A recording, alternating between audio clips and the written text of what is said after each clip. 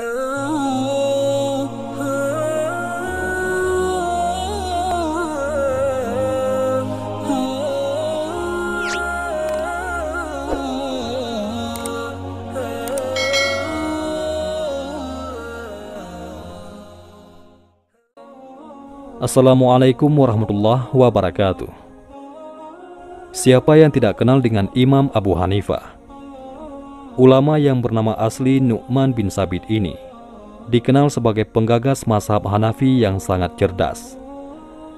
Salah satu bukti kecerdasannya, di usia remajanya yang baru menginjak 7 tahun, Abu Hanifah yang merupakan murid kesayangan Imam Ahmad ini pernah menang debat melawan seorang ateis.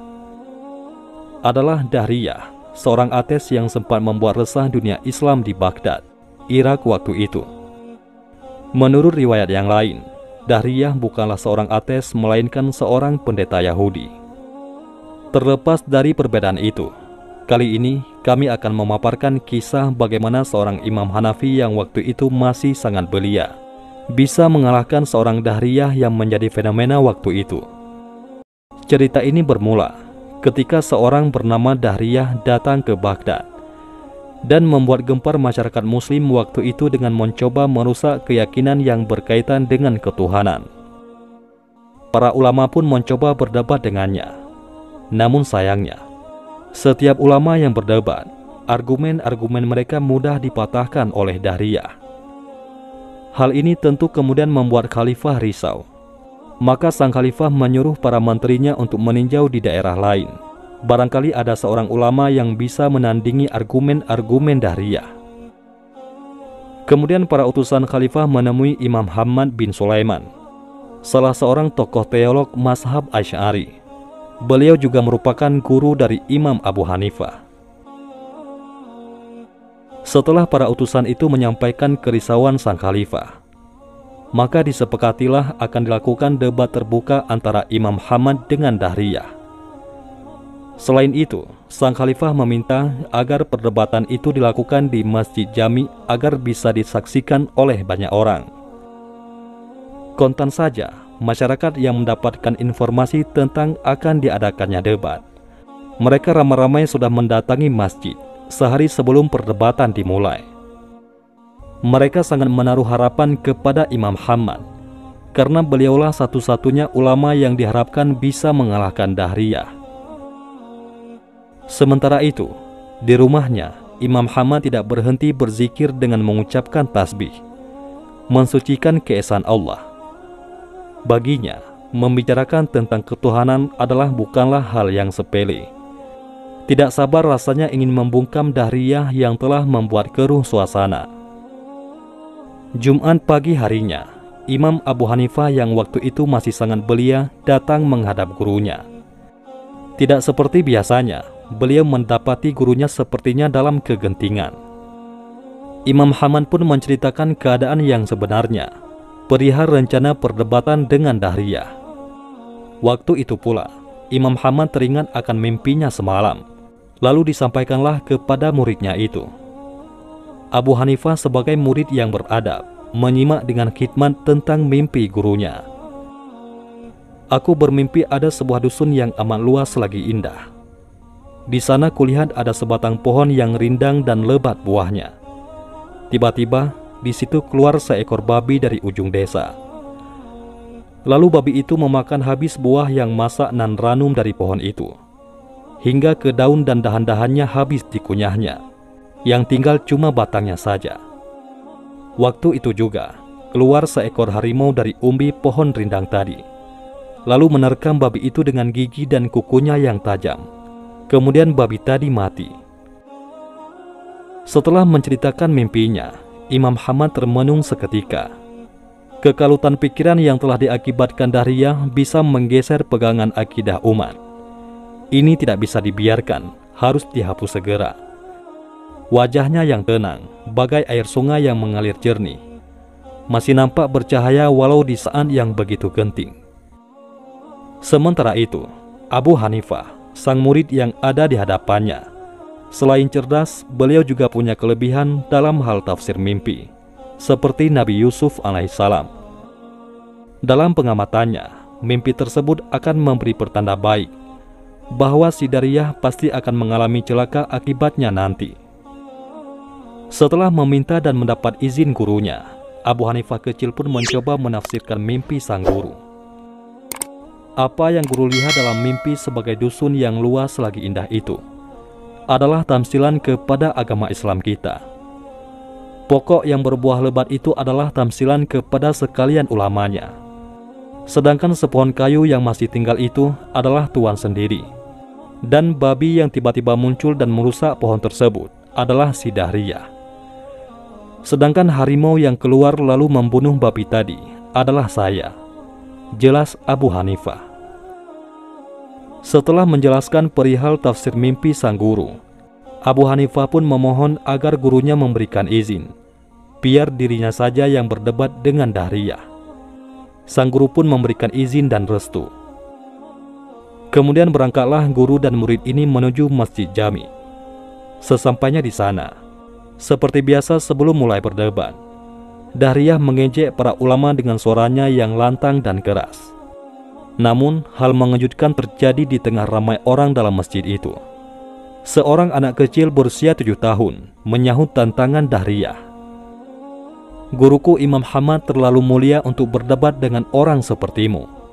Biarlah aku saja menjadi lawan debatmu," sambut Abu Hanifah.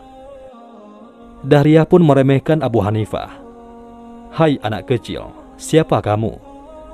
Berani sungguh menyahut tantanganku, sedangkan ulama yang hebat-hebat, yang bersurban dan berjubah telah kukalahkan.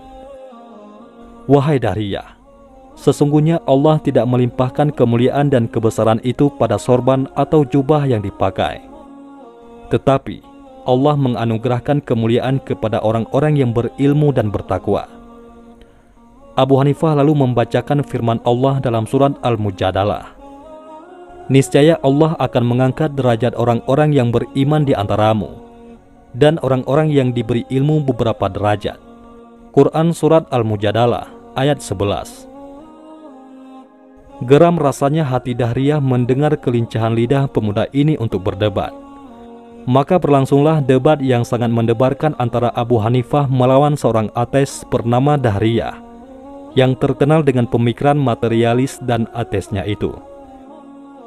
Di atas mimbar, Dahriyah mulai melancarkan pertanyaan. "Benarkah Allah itu ada?" "Bahkan jelas Allah memang ada," tegas Abu Hanifah. "Kalau Allah ada, di mana tempatnya?" Suara Dahriyah semakin meninggi. Imam Abu Hanifah yang menganut mazhab Asy'ari pun menjawab, "Allah tetap ada, tetapi dia tidak bertempat." "Heran, kau katakan Allah ada, tetapi tidak bertempat," bantah Dahriyah sambil melemparkan senyuman sinisnya kepada hadirin. "Itu bisa saja wahai Dahriyah. Coba kau lihat pada dirimu sendiri. Bukankah pada dirimu itu ada nyawa?" Abu Hanifah mulai mendebat. Orang-orang mulai memperhatikan gaya ilmuwan muda ini berpidato dengan penuh bakat. "Bahkan, memang aku punya nyawa. Dan memang setiap makhluk yang bernafas itu ada nyawa," sahut Dahriyah. Imam Abu Hanifah berkata, "Tetapi apakah kau tahu di mana letaknya nyawa atau rohmu itu? Di kepalakah, di perutkah, atau apakah di ujung kakimu?" Seketika Dahriyah tersentak mendapatkan serangan balik seperti itu. Orang-orang mulai berbisik-bisik di antara mereka. Setelah itu, Abu Hanifah mengambil segelas susu, lalu ditampilkan pada Dahriyah seraya berkata, "Apakah dalam air susu ini ada kandungan lemak?" Dengan cepat Dahriyah menjawab, "Ya, jelas." Imam Abu Hanifah bertanya lagi, "Kalau begitu, di manakah lemak itu berada? Di bagian ataskah atau di bawahkah?"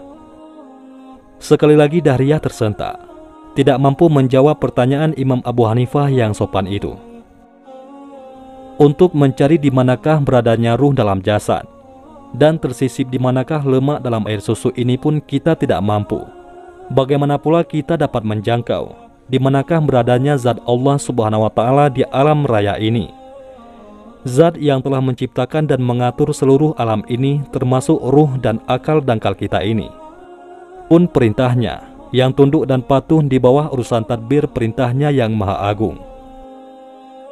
Suasana menjadi agak hening. Dahriyah terpaku di kursi, terbungkam lidahnya, merah mukanya, kesabarannya mulai terburai. Setelah kondisi agak reda, Dahriyah memberikan pertanyaan kembali. Hai anak muda, apakah yang ada sebelum Allah? Dan apa pula yang muncul setelah dia? Semua mata tertuju pada Abu Hanifah, murid Imam Ahmad yang pintar ini. Wahai Dahriyah, tidak ada sesuatu pun yang ada sebelum Allah, dan tidak ada sesuatu pun yang akan muncul setelahnya. Allah Subhanahu wa Ta'ala tetap qadim dan azali.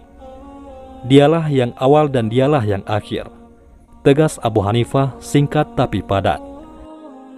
Sangat aneh, mana mungkin begitu? Tuhan wujud tanpa ada permulaannya, dan mana mungkin dia pula yang terakhir, tanpa ada lagi yang setelahnya.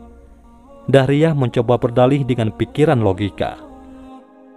Dengan tersenyum, Abu Hanifah menjelaskan, "Ya, dalilnya ada pada diri kamu sendiri. Coba kau lihat pada ibu jarimu itu. Jari apakah yang kau lihat sebelum jari ini?" Sambil menunjukkan ibu jarinya ke langit. Dan beberapa hadirin juga melakukan hal yang sama. "Dan pada jari manis Anda itu, ada lagikah jari yang berikutnya?" Dahriyah membalik-balik jarinya. Tidak terpikir olehnya persoalan yang sekecil itu yang disampaikan oleh Abu Hanifah. Jadi, kalaulah pada jari kita yang kecil ini pun tidak mampu kita berpikir, apalagi Allah, Zat yang Maha Agung itu, yang tidak satu pun yang mendahuluinya dan tiada sesuatu yang kemudian setelahnya. Sekali lagi Dahriyah tercengang, bungkam, namun masih tidak berputus asa untuk mematahkan argumen anak muda yang telah mempermalukannya di muka umum. Khalifah sangat kagum. Dahriyah pun berpikir, mencari ide.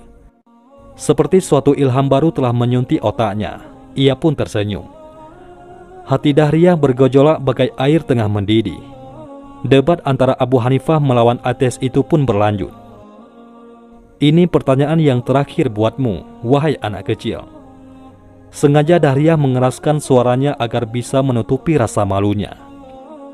"Allah itu ada, katamu. Apakah pekerjaan Tuhanmu saat ini?" Pertanyaan tersebut membuat Abu Hanifah tersenyum riang.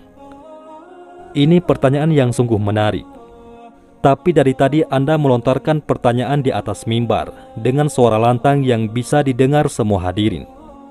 Jadi harusnya sekarang saya yang berada di atas mimbar tinggi, agar jawaban saya dapat didengar oleh semua orang yang hadir," kata Abu Hanifah.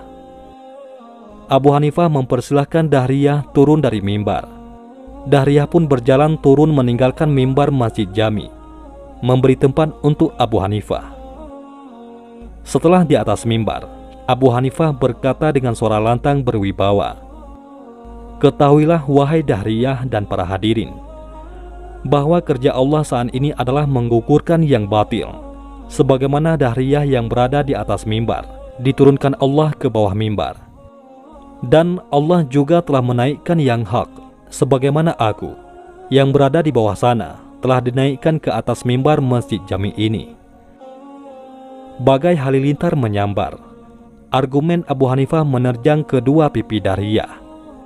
Seiring dengan itu, bergemalah pekikan takbir dari massa yang membludak memenuhi Masjid Jami. Allahu Akbar, Allahu Akbar, Allahu Akbar. Mereka memuji kewibawaan Abu Hanifah yang telah berhasil menyelamatkan martabat Islam dari lidah Dahriyah yang sesat lagi menyesatkan itu.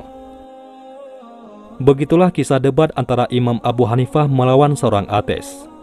Beliau yang merupakan salah seorang pendiri mazhab 4 ini memang dikenal sebagai ahli ra'yu, atau logika kecerdasannya diakui oleh ulama yang sezaman maupun generasi setelahnya.